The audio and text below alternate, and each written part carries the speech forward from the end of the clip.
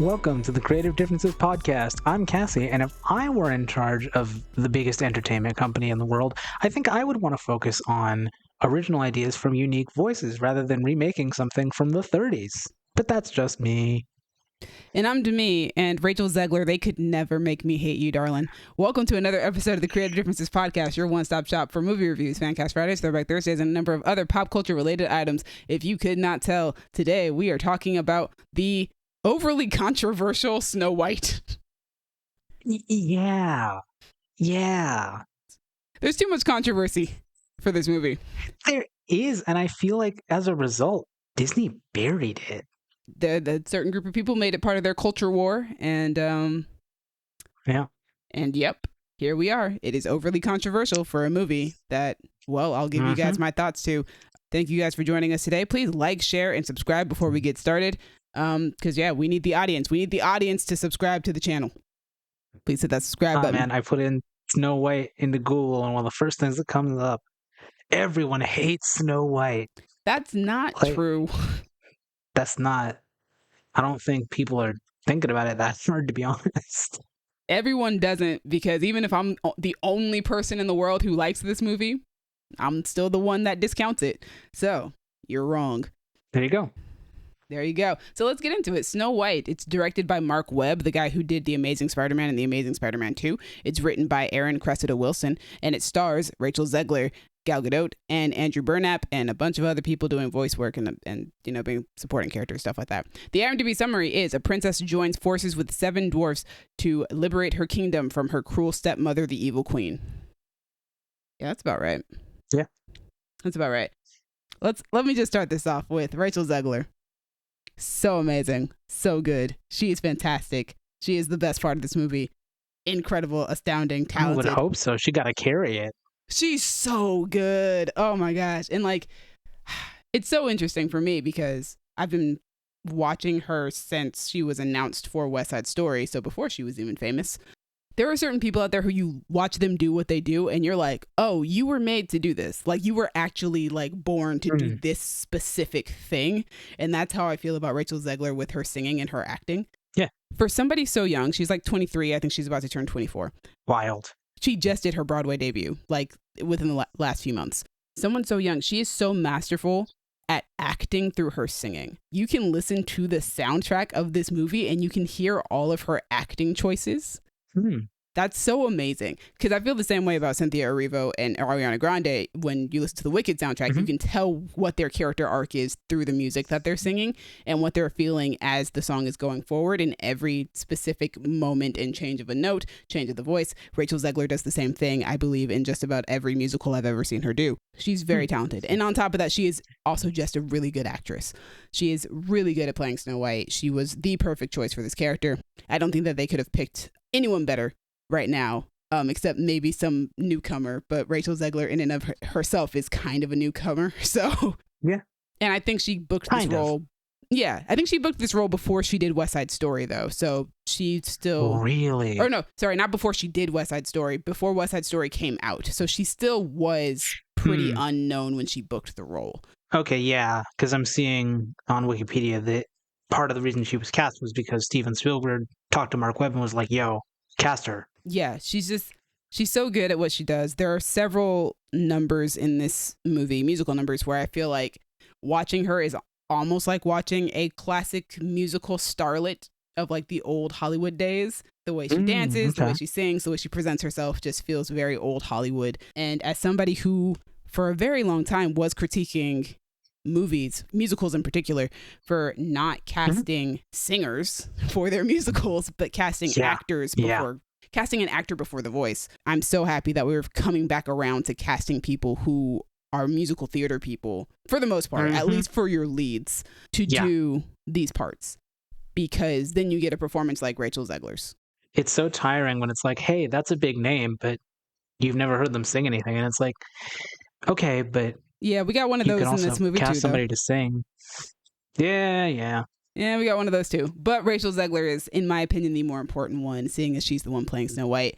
Her performance is beautiful, both acting and singing, and she was getting a whole lot of hate and still is, and she doesn't deserve any of it. And she's beyond talented, and she does a great job in this movie, and she's the best part of this movie. Now to actually give my thoughts on the movie as a whole, which is, I think the movie's a mixed bag, which I kind of expected when I was going into the film. I was like, it's not going to be the greatest thing I've ever seen in my life. I went into the movie really just wanting to see Rachel Zegler play a classic Disney princess. I did. She did it phenomenally. And the things around her just kind of, some stuff works, some stuff doesn't. I do think that the soundtrack really works for me. Pasek and Paul do a fabulous job writing the music for this. All right. Yeah. Oh, I really like the songs that they wrote for this because they got rid of most of the original songs from the original movie, which I did watch the original animated movie right before I went to go see the new one in theaters, and realized that I didn't remember not a single one of these songs except for 3 of them, which are Hi Ho, which I realized I don't actually know the true lyrics of. Hi Ho, Someday My Prince Will Come, and Whistle While You Work. So they wrote new songs for the movie, which I really enjoy. I love Waiting on a Wish. That song is an earworm that will get stuck in my head for a long period of time. Once I've just heard a singular piece of it, that lyric might be stuck in my head for a long time. Oh gosh, I just really like the lyrics that they wrote for the song. Like one part in particular that I really like is I think it's the second verse where she goes, but in the shadow the kingdom's caught in, somehow fairness was long forgotten. So will she rise or bow her head? Will she lead or just be led? Is she the girl she always said she'd be? And I'm just like, ooh, what a great way to set up the movie and our character arc and what Snow White's going to be dealing with throughout the rest of this film. The music is just so good. I also really like A Hand Meets a Hand, which is kind of the love song of the movie, and it's so good. Oh, it's so good. I also really like that scene. Also Princess Problems, which is where I think Rachel looks most like a classic musical starlet. Ooh, okay. And Andrew Burnap definitely helps with that as her leading man in the role of Jonathan. He's also very good. I really enjoyed his performance as well. They played off of each other extremely well. But yeah, those 3 songs in particular are like my favorites of the movie probably. I also like what Pasek and Paul did with Hi Ho and Whistle While You Work because they did add to those songs. They added new lyrics and stuff like that to make them longer because the songs in the original movie are particularly short. Oh, okay. So I do like what they added, and I wouldn't say that they like modernized it, but yeah, they kind of modernized it, right? Like to make it fit in with like the rest of the songs that they've written, but also it still sounds and feels like the old original versions of those songs. I think they just really did a good job of paying homage to the original movie, but still adding something new to it to lengthen it out, but also adding to these characters, to the dwarves themselves, and to Snow White. I really enjoyed listening to Rachel sing Whistle While You Work. Other things about this movie, there's a very like Ella Enchanted feel to this movie, so I feel like if you like that movie, you will probably like this one. In what sense? I don't know. There's just something about the tone of the movie that feels like Ella Enchanted to me, except it's not quite as quirky. But there was a point in the movie where I was just like, this feels like Ella Enchanted, and that's not necessarily a bad thing. Like Ella Enchanted is another movie that I think is like a mixed bag of things, but I really enjoy watching. But yeah, it was very interesting. That's just how I felt. I wonder if other people will get the same energy that I did, but that is the energy that I got. From a writing standpoint, it probably was really difficult to try and balance like remaking the original movie where Snow White is a far more passive character, and then trying to make Snow White a more active character in her own story. But to me, if you do that, people will get mad because you're changing it and criticizing the original and blah, blah, blah, blah, blah, blah, blah. That is what they'll do. Unfortunately, I do think in this situation, though, sometimes those moments clash with each other, like those ideas of like, we want to do all the things that we did in the original movie, but we also need to make Snow White more active. So then you have to add more story elements to what's already in the story. It almost probably would have been better for them to just like make the whole thing from scratch. Yeah, but then you get all the people going, oh my God, it's so different. I don't like that it's different. Why did you make it so different? You get the Mulan thing all over again. Yeah. It's a very hard place to be in. It's a rock and a hard place. But I think in certain moments it works. You have a Snow White who wants to be able to save herself, but also at the end of the day, you also still have to have the love interest come and kiss her to wake her up when she's fallen to the poison apple. Right. Yeah. But, you know, I appreciate the effort that was made to make Snow White a more active character in her own story. But I do see like how trying to modernize that would be rather difficult in this day and age. Like for for the audience that we now have when it comes to female characters and the way that we write them, how it would be difficult to balance those two elements. There are more practical sets in this movie than I anticipated from watching that trailer. Ooh, nice. Yeah, there was a point where I was like, oh, we are actually in a forest. Okay. No, that's a real leaf over there. These are trees. Oh, wait, this royal palace set, like the interiors are actually a set. You guys built stuff, which is nice. I love practical sets, especially in this day and age where a lot of stuff is just CGI. I love the practical sets that they used here. I thought most of the production design was really, really good. I do think that there might still be too much CGI in this movie. The dwarves are just, it's so uncanny. Like, we could have just done prosthetics. And I think prosthetics would have still worked because there is a little person in this movie who is not playing a dwarf. Oh. So then when you have him next to the dwarves, I'm like, but why? Why did we? That's a real person, and these are CGI characters. Why did we do this? Why is this happening? It just felt so clashing. But yeah, I feel like, I don't know if I've talked about this recently. A lot of the reason why I give basically all of these Disney live action movies a shot to see if they're any good or not is because when I saw the 2015 Cinderella remake, which was a movie that I was completely against and was like, why are you I was basically what everybody says nowadays of Disney live action movies. I was a hipster in that regard.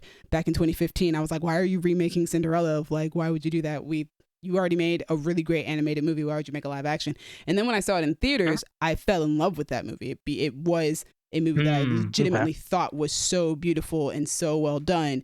That's why I give these a chance, because I'm like, there's a shot that there will always be one that'll just be like, yo, that one was really good. And they've made a few of those already. The Jungle Book, I think The Little Mermaid is fantastic. I feel like what they've lost since doing Cinderella, though, is that there's like a tactile nature to Cinderella. Like, you feel like you can touch a lot of the stuff in that movie. And I don't feel like they've kept that with a lot of their live action remakes recently. They all feel very like artificial and CGI, which is weird. Which is wild because this movie is expensive.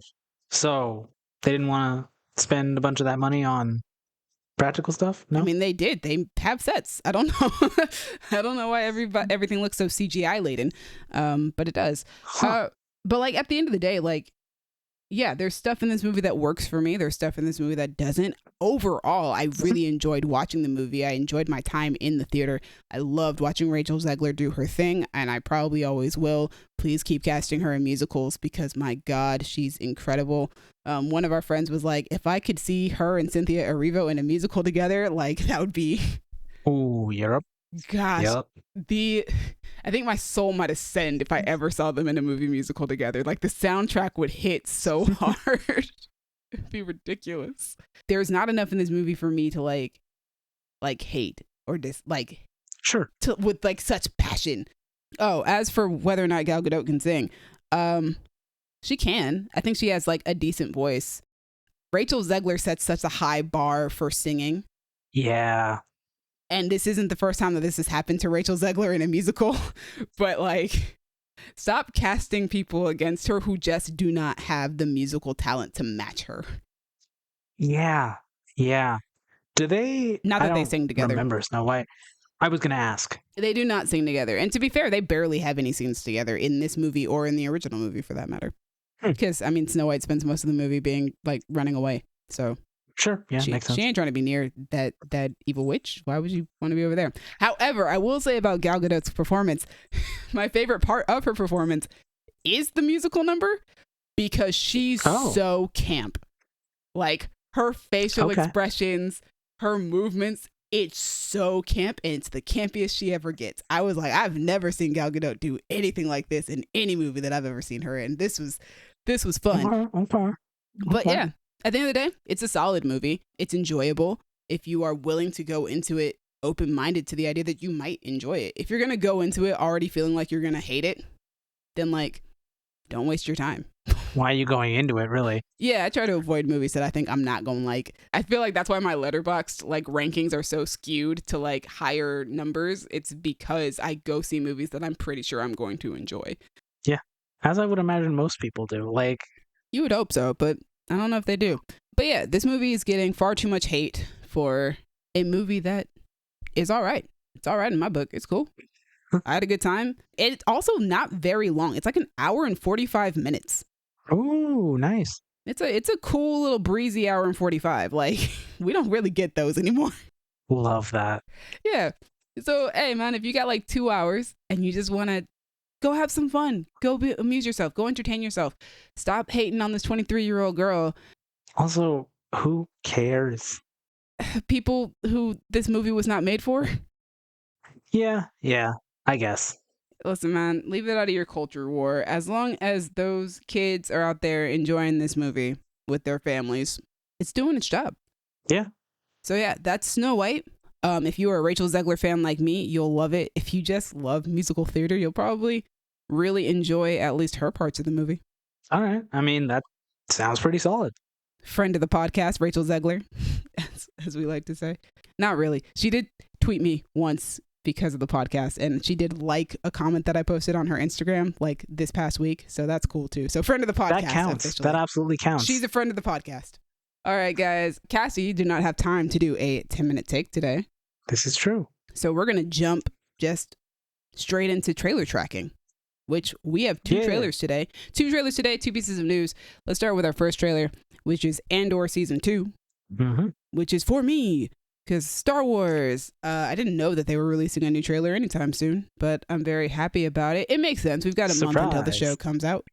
It'll be releasing while I am in Japan, funny enough. So in Japan to celebrate Star Wars at Star Wars Celebration. So excellent. They'll probably do like a screening or something.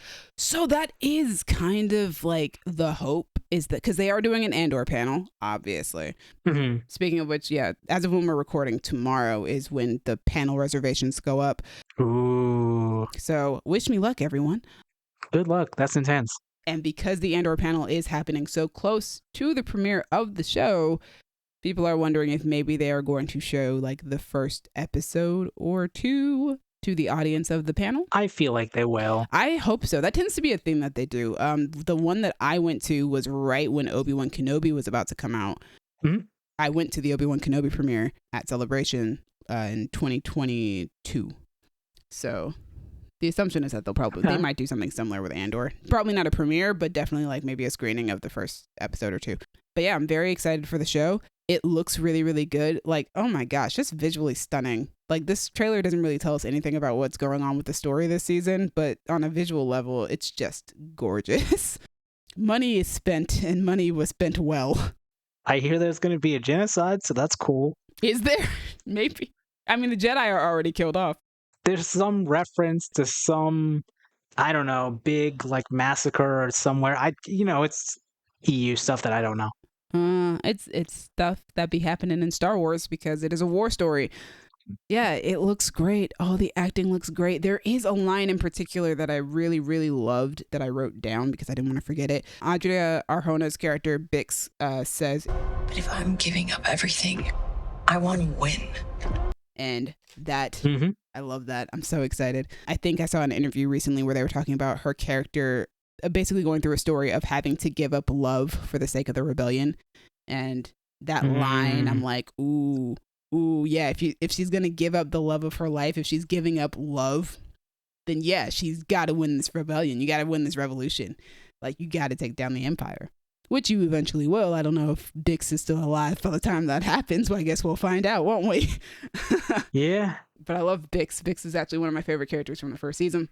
I'm excited to see where the season goes. It is the final season. They always said that they were only going to do 2 seasons. Oh, really? Yeah. So at least we know that the story is going to end the way that Tony Gilroy wants it to end. And it'll probably be amazing. The first season was phenomenal television. I always say that, like, even if you're not a Star Wars fan, I think you can enjoy Andor because Andor kind of is just a straight up, like, political thriller, war, drama, espionage type of show. It just feels like prestige television that just happens to take place in the Star Wars universe. And it's kind of like, there's no magic. Like, I do prefer my Star Wars to have magic, but Andor is legitimately like one of the best things that's ever to come out of Star Wars. But there are no Jedi. There is no Force. These are just regular people fighting a war against the Empire. And it's so well written. It's so good. And in this very strange and divisive political culture that we are in, there is something really nice about getting a show that is truly about revolution and does feel very revolutionary. Because I do remember that was one of the things that a lot of people talked about when season 1 came out, was how shocked they were that Disney had released a show that was so about the revolution. Mm. And it's good. It's amazing. It's fantastic. If you've never seen Andor, please watch it. Even if you're not a Star Wars fan, like I say as like the biggest Star Wars fan ever, I'm telling you, like, you don't have to like Star Wars to enjoy this show. If you just like war shows or anything like that, this is probably your jam. Yeah, I'm really looking forward to rewatching it. I will probably rewatch it on my flight to Japan because it is a 12-hour flight. So I will have time. Yeah. Although I will be going to Disneyland Tokyo the day that the show comes out. So we'll see when I actually catch those first couple of episodes. But hopefully day of. Yeah, but that's Star Wars. I will talk all day about Star Wars. So let's move on to another Disney Plus show, which is Doctor Who Season 2. Cassie, you have not watched Season 1 yet, have you? I have not. I need you to, because it's so good. Is it? Yeah, I think you'll love it. For me, it felt like a return to the era of Doctor Who that you got me into, that we both loved. Mm. Like, it feels like we're back to that. Okay. And 15 is definitely like fighting his way to being my favorite Doctor. Like, I'm holding on to 10 very tightly because I adore 10 and I have for so long now. Like, I've been a fan of Doctor Who since like 2009, 2010. So I've been a fan of the 10th Doctor for like 15 years now. Funny enough. So 15 years and about to get dethroned by 15. Hey. Ncuti is so good as the Doctor. But yeah, I feel like all those episodes just have that feel. Like, RTD is back in his element. And it's just like, it's RTD's writing, but with such like prestige, like the visuals that we never got to have with his writing, right? After he left, all of a sudden, like, that show was getting bigger and bigger budgets every single season. Mm-hmm. But now we get his writing with an even bigger budget. So it all looks amazing. Plus the writing is so much fun. And it feels like Doctor Who to me again. Nice. This trailer feels about the same. I'm excited for the story that they're telling here because it seems like they're telling us what the general arc of the show is. Mm-hmm. Which is the Doctor trying to get this nurse, I believe her name is Belinda, back home to Earth and to her time period. And that's really cool. I don't think Doctor Who ever, like, RTD's Doctor Who is always very, like, episodic while also being serialized at the same time, which is something I've always enjoyed about his time period on the show. But yeah, I'm going to need you to watch. I'll be interested to know, like, how that storyline plays out, because it sounds very simple when you have a machine that can go anywhere in time and space, but I'm sure there will be complications. Well, remember, the TARDIS was always very stubborn about where it wanted to go. Like, if it wanted to go somewhere, it didn't matter where the Doctor wanted to go. If the TARDIS wanted to go, that's where you're going. But also, it appears in the trailer that it's broken. So, which actually makes a lot of sense because the way that the season finale played out for the first season, a lot of stuff happened to the TARDIS. And yeah, I can imagine that would probably leave something messed up going on inside. Another thing that also connects this show to Andor, the new companion is on Andor. Oh, really? Yeah, she's one of our supporting characters from season 1. I don't know if she's in season 2. I hope so, because she plays one of the lesbian characters on the show, and their storyline was fantastic. Hey. But yeah, that's another connection to Andor as well, not just on Disney Plus, but also sharing an actor. Look at that. Look at that. Stunning. Just stunning. But the storylines look like they're going to be a lot of fun this season. I mean, that's what I'm here for. Yeah. And also Ncuti just being amazing as he plays the Doctor. So flamboyant and fun. This is like, I think this is the Doctor that I'd actually want to hang out with all the time. Love that for you. Yeah, he's fantastic. He's great. You really got to watch his season so far. I have to watch his Christmas special. I haven't watched his Christmas special yet. Oh, okay. But yeah, you got to watch his season. It's fun. And it's only 8 episodes. Oh, really? Yeah, it was a really short season. It was like, I think it was less than 10 episodes. I think it was only 8. I think he was still working on sex education at the time, possibly. So I think that's why there's less episodes, but I could be wrong. All right. Next piece of news is Pixar and Disney are giving us another Coco movie. Coco 2 is set to come out in 2029. That's so far away. Hi. No feelings? Indifferent? Yeah. I mean, like, I like Coco fine. It was cool. It's not a movie that, like, it ended and I went, oh, but where do we go from here? But, you know, that's cool. It does feel like a very singular movie, so I'm wondering what story they managed to crack open to get a sequel. Yeah. Yeah. I don't know. Maybe he has to help other people's ancestors with their stuff. Mm-hmm. Maybe he goes to see Mama Coco in the afterlife. Yeah. I don't know. But yeah, I am curious as to like what story you tell after you tell that first one that is about Miguel. Because it'd be one thing if you were like, oh, we're going to make another movie within that universe and have another kid, you know, with his ancestors and stuff like that. But the movie's called Coco. So you kind of got to stick with this family. Yeah. And also, we really like Miguel. You're right. But yeah, I don't know. We'll see in 4 years what they've got cooking up for Coco 2. And after that, I'm just now realizing everything we have to talk about today is Disney. Disney apparently got the rights back to Power Rangers. And so we are anticipating a reboot of Power Rangers on Disney Plus from the showrunners of Percy Jackson and the Olympians and Black Sails. Fascinating. I'm going to be honest with you. How are you feeling? Disney actually put out a lot of my favorite Power Ranger seasons. Outside of Mighty Morphin Power Rangers, like I think Disney made every other season that I absolutely love. Disney had like their own little Saturday morning cartoons on ABC. And I think Power Rangers was one of them. I mean, it's not a cartoon, but it was like part of their lineup for like, you know, Saturday morning. And I used to watch those shows a lot. Like if you talk to me about Power Rangers, I'm like, I can talk to you about Mighty Morphin, but I can also talk to you about SPD, about Mystic Force, about Wild Force, about Ninja Storm. Like there's a Dino Thunder. There's like, I just named off at least 5 that Disney did that I was a huge fan of. Jesus. So I am curious as to what they're going to do with the Disney Plus show. Obviously more money. I've said on this podcast before, I really want a sequel to the 2017 Power Rangers. That's not going to happen now because we are getting way too far away from that. Yeah, you're not getting it. We're too far away now. But I never had a problem with the idea of just continuing to do Power Rangers television shows. And so the idea of doing a Power Rangers television show with a huge budget sounds so appealing to me. And even more appealing, being done by showrunners who I already am a huge fan of their work. I love Black Sails, as you know. Which is wild because talk about range. Oh my gosh, Black Sails and Percy Jackson, like 2 completely different things, honey. Those are so different, but they are both so good and amazing. Yeah. And very good adaptations of their source material. For those who don't know, Black Sails is a prequel to Treasure Island. I know plenty of people who were not aware that Black Sails is a prequel. If they could make a Treasure Island movie that is set in the Black Sails universe, I would be so happy. But yeah, the idea of them making a Power Ranger show, like I would absolutely trust it. And I think it would be like phenomenal, especially with what they've done with Percy Jackson. I am curious. I'm hopeful that that is not too much work on their load because we still have 3 more seasons of Percy Jackson that they need to get through before they are done with those books entirely. So I don't want the quality of the Percy Jackson series to falter just because we're getting a Power Ranger show from the same showrunners. Valid concern. Yeah.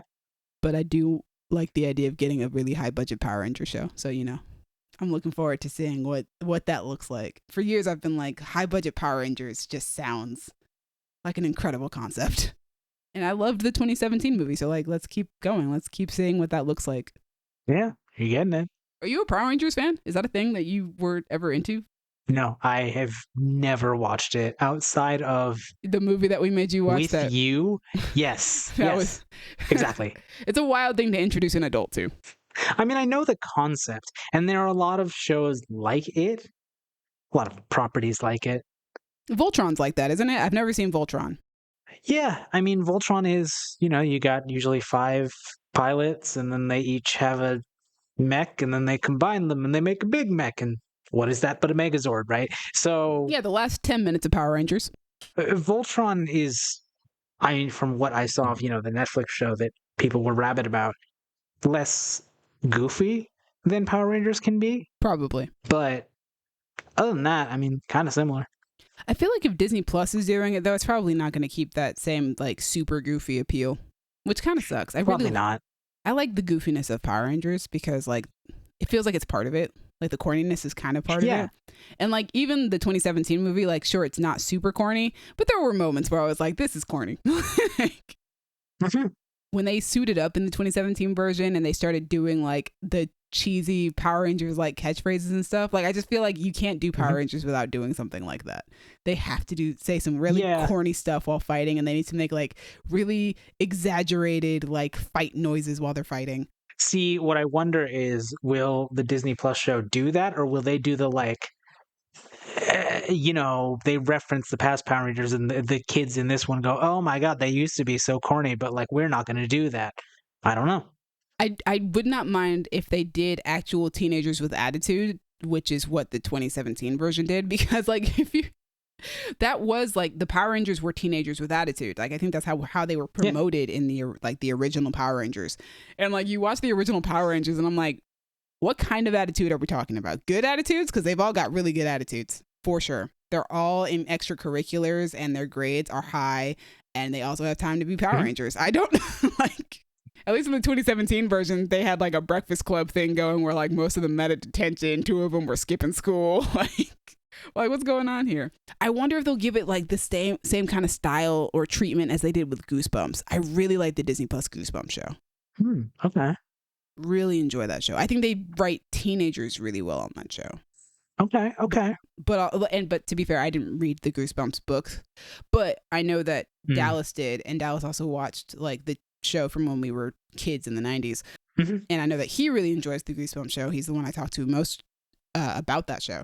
So yeah, I wonder if maybe they'll go that route when trying to reboot it, or maybe they will just try it and I don't think they're going to try and be corny and over exaggerated with that amount of money. No, probably not. Not in this day and age. But we'll find out, and I'll be super excited to watch it because I am a huge Power Rangers fan. I would probably say that the Power Rangers were the first superheroes that I was a huge fan of as a kid.